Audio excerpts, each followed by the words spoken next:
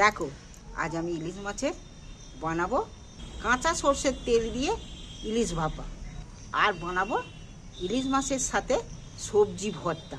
দেখো বন্ধুরা আমি কিভাবে বানাই, তোমরা আমার সঙ্গে থাকবে। ইলিশ কে কত রকমভাবে খায়, কেউ ভাজা পছন্দ করে, কেউ ভাপা, কেউ পাতুরি, কেউ তেল ঝাল। আমি এখানে কত বড় মাছ নিয়েছি, একটা মাছটাকে একটু কেটে নিই। পাখনাগুলো সব কেটে নিয়েছি, এবার কানকোগুলোকে আমি একবারে ঝুরিয়ে কেটে দেবো।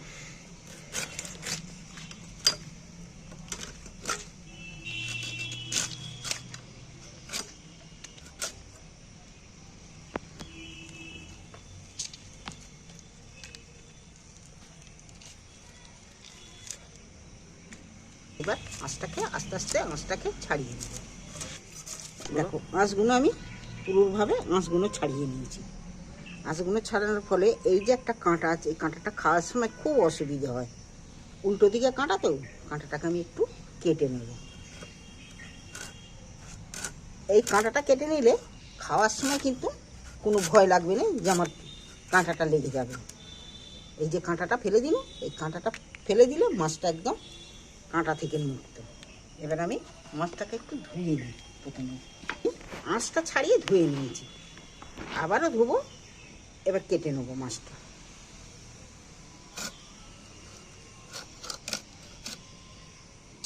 ও ডিম হয়েছে।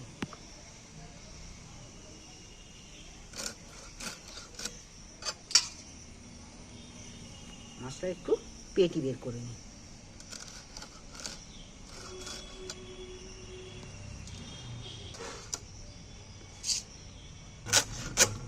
মাছের লেজের এখানটা এইভাবে কেটে ফেলে দিতে হয়।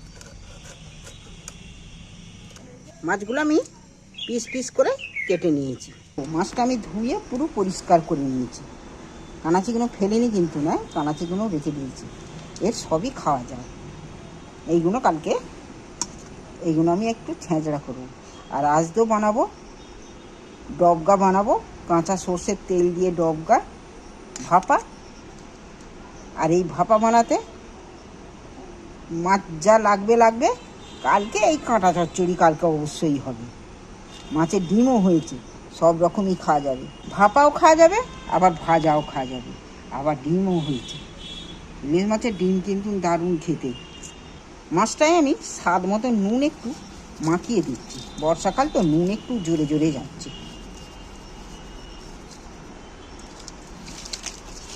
নুন মাখিয়ে রেখে দিলে কি হয়, মাছের জলটা ঝরে গেলে মাছটা যাই করো না, মাছটা ভালো হবে। নুনটাও ভেতর পর্যন্ত চলে যাবে। মাছের নুন মাখানা, ধোয়া বাছা নুন মাখানা একদম পুরো কমপ্লিট করে রেখেছি। এই কাঁচা সর্ষের তেল দিয়ে ইলিশ ভাপা যে বানাবো, কি মশলা নেই কি করি, তোমরা সঙ্গে থাকবে, দেখবে।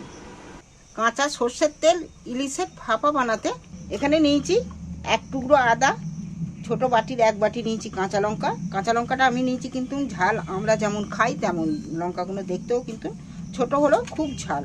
নিয়েছি কালো সর্ষে 2 চামচ, সাদা সর্ষে নিয়েছি 2 চামচ। এই সর্ষে 2 রকম সর্ষে, কাঁচা লঙ্কা আর এক টুকরো আদা, এইটাকে আমি একটু শিলে পিষে নেব। আমি এই সর্ষে দিয়ে দিচ্ছি, 2 রকম সর্ষেই একসাথেই বেটে নেব। নিচ্ছি 2 আদার টুকরো আর নিচ্ছি কাঁচা লঙ্কা। এগুলো আমি একটু শিলে পিষে নেব। শিলে পেশার মশলার স্বাদ কিন্তু আলাদা, যতই মিক্সারে বাটো। শিলে এক্ষুনি বাটাও হয়ে যাবে, কিন্তু শিলে পেশার মশলার স্বাদও ভালো হবে, আর মশলাটাও খুব ভালো হবে। বন্ধুরা তোমরা কে কোথা থেকে দেখছো আমাকে কমেন্ট করে জানিও। যদি তোমরা চ্যানেলে আমার নতুন হয়ে থাকো তাহলে চ্যানেলটা সাবস্ক্রাইব করে রেখো। আমি চটপট সর্ষেটা এতে সর্ষে কাঁচা লঙ্কা বেটে নিই। দেখো বন্ধুরা, কথা বলতে বলতে আমার কিন্তু সর্ষে বাটা হয়ে গেল। 2 রকম সর্ষে, কাঁচা লঙ্কা আর এক টুকরো আদা দিয়ে কতটা মিহি হয়েছে। মিক্সারে দিলে কিন্তু এত মিহি, এত সুন্দর বাটা হতো না, তাই আমি শিলে পিষেছি। ইলিশ ভাপা বানাতে এখানে আমি নিয়েছি 5 পিস মাছ নিয়েছি, শুধু শিলের চাকাগুলো। এক নিয়ে নিচ্ছি মশলাটা, একে তুলে নিচ্ছি।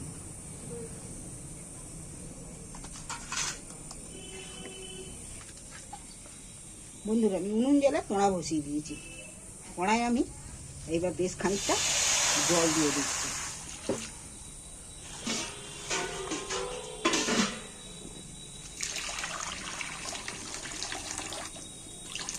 জল দিয়ে দিল বেশ খানিকটা। কড়া বসিয়ে কড়ায় জল ঢেলে দিয়েছি। আর এখানে আমি ভর্তা বানাতে দুটো আলু, দুটো পটল, একটা ডিম, একটা টমেটো আর নিয়েছি 4-5টা কাঁচা লঙ্কা। পটলগুলো আমি গোটা গোটায় ছাড়িয়ে নিয়েছি, দুটো পটলকে। আলুগুলোকে ছাড়িয়ে পিস পিস করে নিয়েছি, ধুয়ে পরিষ্কার করে নিয়েছি। এইবার আমি গরম জলের মধ্যে তুলে দিচ্ছি। ওই মাছের রেসিপির সঙ্গে আর এই পাঁচমিশুলি সবজি দিয়ে ভর্তা এত দারুণ লাগবে খেতে, না তোমরা না খেলে বুঝতে পারবে না। কাঁচা লঙ্কার বোঁটাগুলো ছাড়িয়ে দিচ্ছি, 4টে কাঁচা লঙ্কা দিয়েছি। এখানে আমি একটা স্ট্যান্ড নিচ্ছি। এখানে আমি একটা কলা পাতা নিয়েছি। কলা পাতা, আগেকার লোকেরা কলা পাতা গরম ভাত, গরম খিচুড়ি কলা পাতায় খেত। তা কলা পাতার স্বাদ, কলা পাতার গন্ধই কিন্তু আলাদা। কলা পাতাটা ভাপে যখন গরম ভাত দেয়, গরম খিচুড়ি দেয়, তখন কিন্তু কলা পাতাটা সেদ্ধ হয়ে গেলে তার কিন্তু টেস্ট আলাদা, পেটের পক্ষে উপকার। তা আমি আজ ইলিশ ভাপা বানাতে নিয়েছি আমি এখানে একটা কলা পাতার টুকরো। কলা পাতার টুকরো এখানে আমি একটা বাটি নিয়েছি। কলা পাতাটা আমি এর ভেতরে পেতে দিচ্ছি। পেতে দিয়ে কলা পাতাটা বাটিটা রইল।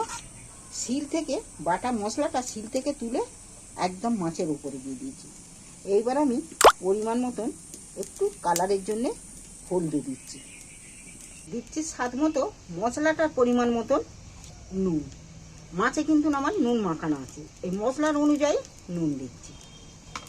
এবার কাঁচা সর্ষের তেল দিয়ে দিচ্ছি, 2 চামচের মতো কাঁচা সর্ষের তেল দিচ্ছি।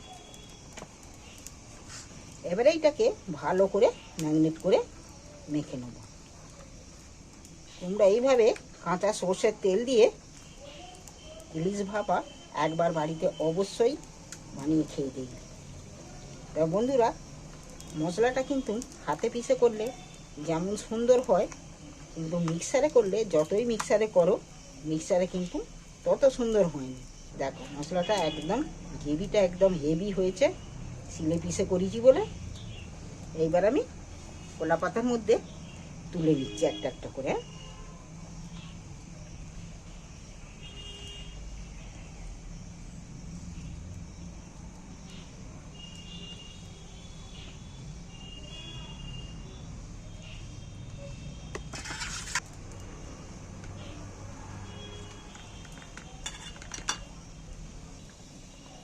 এইবার আমি বাটির মধ্যে আরও একটু সর্ষের তেল, কাঁচা সর্ষের তেল একটু ছড়িয়ে দিচ্ছি।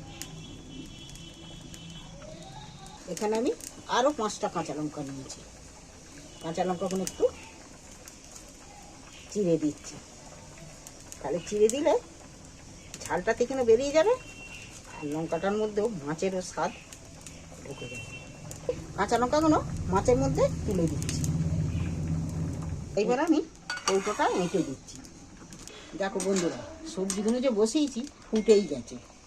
এইবার আমি মাছের কৌটোটা এর মধ্যে বসিয়ে দিচ্ছি, দিয়ে এটা চাপা দিয়ে দিচ্ছি, একদম পোল মেরে চাপা দিয়ে দিচ্ছি।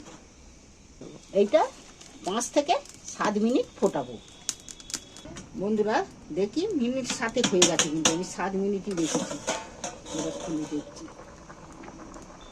এটাকে প্রথমেই আমি এটাকে নামিয়ে নিচ্ছি খানিক করে। দেখি আলু পটলগুলো সেদ্ধ হয়েছে কি। হ্যাঁ, সেদ্ধ হয়ে গেছে, সবাই সেদ্ধ হয়ে গেছে। এইবার আমি জল থেকে এগুলো ছেঁকে ছেঁকে তুলে নিচ্ছি। চন্দনকে আলু তো, আলুগুলো ভেঙে দিচ্ছি।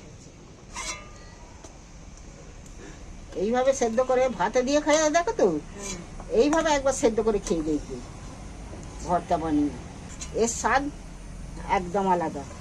আর এইটা অল্প জলের মধ্যে সেদ্ধ, টমেটো দিয়েছি, কাঁচা লঙ্কা দিয়েছি, এর স্বাদগুলোও বেরিয়েছে। এইটা কিন্তু খেতে একদম সম্পূর্ণ আলাদা হবে। এইটাও একটু ঠান্ডা করতে জল থেকে ছেঁকে তুলে নিয়েছি, ঠান্ডা হোক।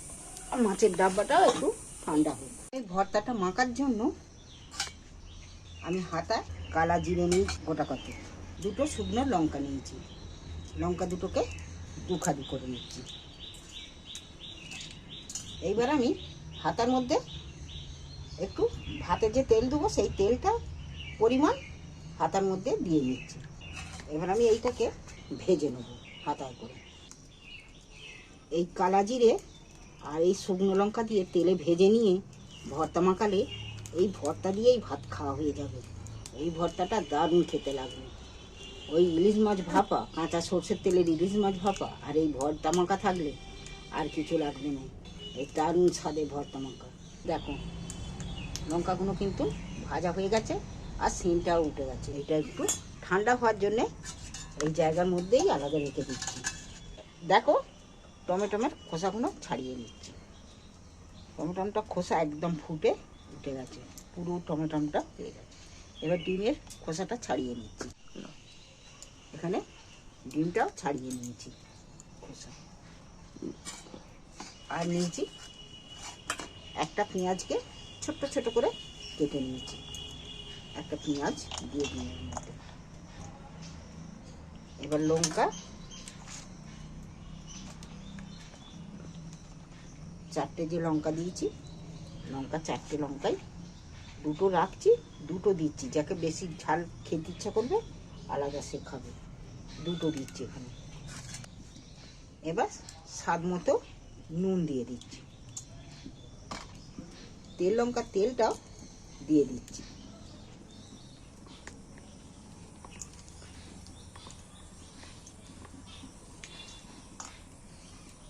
ভেজে রাখা লঙ্কাগুলো রগুড়ে নিন, আর কাঁচা লঙ্কাগুলো এর সাথে কাঁচা লঙ্কাগুলো রগুড়ে নিন।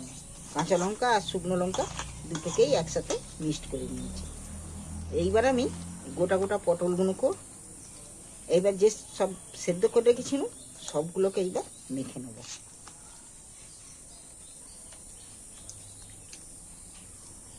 মাছ মিশুলি সবজির ভর্তা আর মাছের সর্ষে, কাঁচা সর্ষের তেল দিয়ে ভাপা, এই দুটো জিনিস থাকলে ভাত তোমরা ডেরা ডবল খেয়ে নেবে।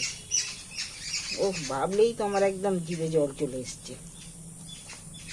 আর এই মাখাটা এত সুন্দর সেন্ট ছেড়েছে, পেঁয়াজ, কাঁচা লঙ্কা, তেল লঙ্কা, টমেটো, তার সাথে একটা ডিম।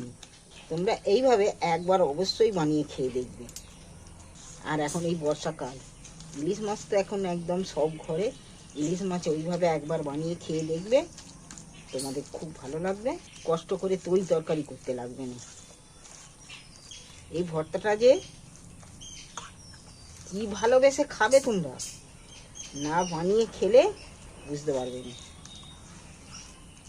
এইভাবে আমি বানিয়ে নিচ্ছি। এইবার চলো মাছটাকে এবার খুলে দেখাই। ঠান্ডা হয়ে গেছে, এবার টিফিনটা খুলে দেখব মাছের রেসিপিটা কেমন হয়েছে। দেখতে তো একদম দারুণ হয়েছে মাছের রেসিপি। ও কলা পাতাটারও সেন্ট উঠেছে দারুণ। এই একটা করে পাতে পড়লে মাছটাকে একটু ভেঙে দেখি কেমন সেদ্ধ হয়েছে মাছটা। মাছটা কিন্তু খুব দারুণ সেদ্ধ হয়েছে, দেখছো? খেতে যা দারুণ হবে না মাছটা। এই বর্ষার সিজনে ইলিশ যদি এইভাবে না ভাপিয়ে খেয়ে থাকো তাহলে জানবে যে তোমাদের লস। এইভাবে অবশ্যই একবার বানিয়ে খেয়ে দেখবে, তোমাদের কথা দিচ্ছি খুব ভালো লাগবে। আর তোমরা এইভাবেই খুব ঝঞ্ঝট ছাড়া, কোনো ঝঞ্ঝটই নেই, খুব সহজ পদ্ধতিতে বানিয়ে নিতে পারবে এই ইলিশ ভাপা। ভালো লাগলে চ্যানেলটা আমার সাবস্ক্রাইবার করবে। আর কে কোথা থেকে দেখছো কমেন্ট করে জানিও। আর তোমরা যদি খেতে চাও তাহলে আমাদের বাড়ি চলে এসো।